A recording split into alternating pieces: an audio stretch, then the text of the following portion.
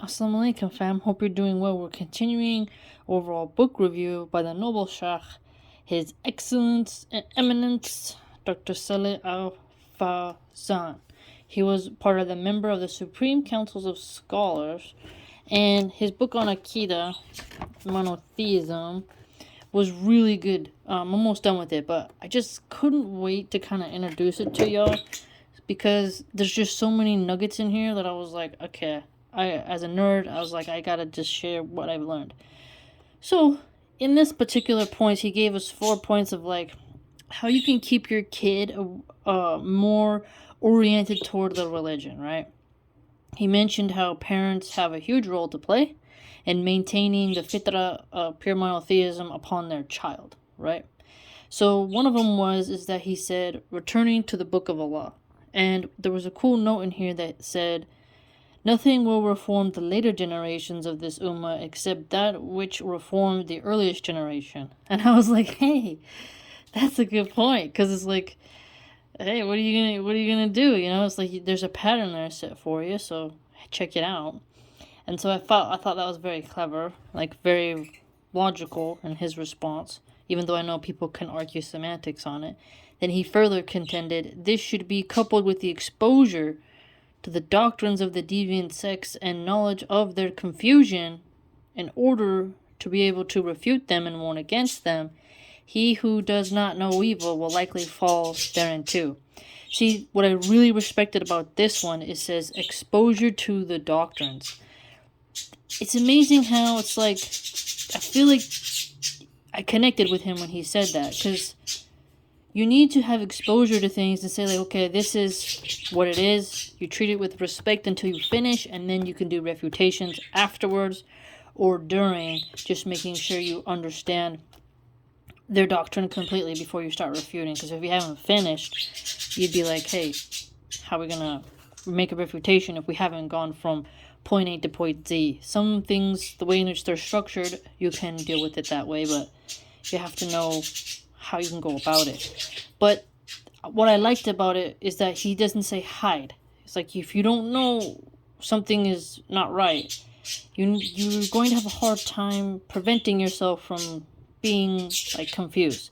So this was really important for me, because when people say, oh, you shouldn't read this, you shouldn't read that, here it's like, he's this noble scholar, this wise man is saying the opposite. Well, you can refute, and then the style of refutation doesn't have to be screaming and shouting or ripping apart. I mean, some people can do that, but some can do it in a more steady pace. You know, however the person wants to go about their refutation is up to them. As long as they're showing distinctions and, you know, having a differentiation, I feel like that serves a lot. So that made me feel very positive. His other point was about how you need to have teachings of the correct Aqida, and then he noted that the pious predecessors are the ones he contends who have the correct Aqida, and that you need to have detailed examinations of the subject. So it wasn't just blowing over, right? You need to go into it. And I remember when an ignoramus told me, you know, why do I need to study Tawhid? And maybe if I would have been lazy, I would have been like, okay, why do you? But now that I actually read these scholars and what they teach you, and they go piece by piece and piece by piece, and you're like, oh, I see. A detailed examination that takes patience. And then once you get that, you're like, oh, so some people can go from the many pieces to the larger picture, and from the larger picture down to the smaller pieces, right? And some start in the middle and then, you know, fluctuate between those two patterns of learning. But essentially, he was highlighting what parents need to do with their children. And I found it to be quite beautiful, because it shows the parents' role, but also us as Muslims, right? We can do this, and we can make ourselves better, and we can make ourselves more safeguarded from incorrect information. Then he noted here that this study of pure Salafiyya literature should be put forward.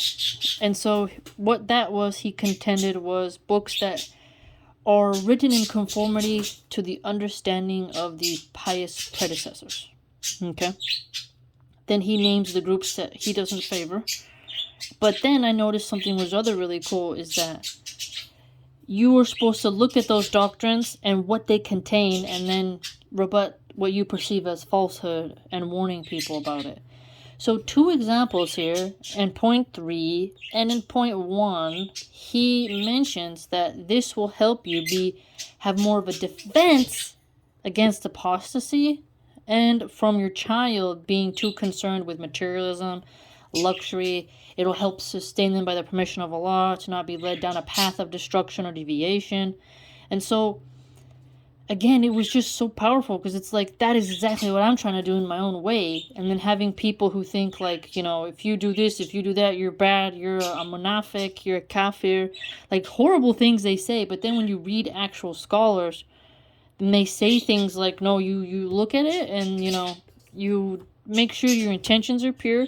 You look at the doctrines, and then you understand the knowledge, and then you try to dispel confusion, refute, and then you help people not fall into that. Now, again, the people of those groups would do the same with other groups, right? But either way, if you're going to do a neutral approach of differentiations and comparisons, that's up to you, right? But essentially, he didn't say hide, right?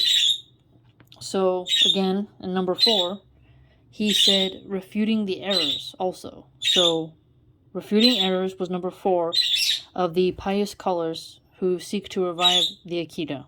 So, pretty awesome. Pretty awesome. I just learned so much from this guy. So, hopefully you can get his book too. And us as parents, we can study.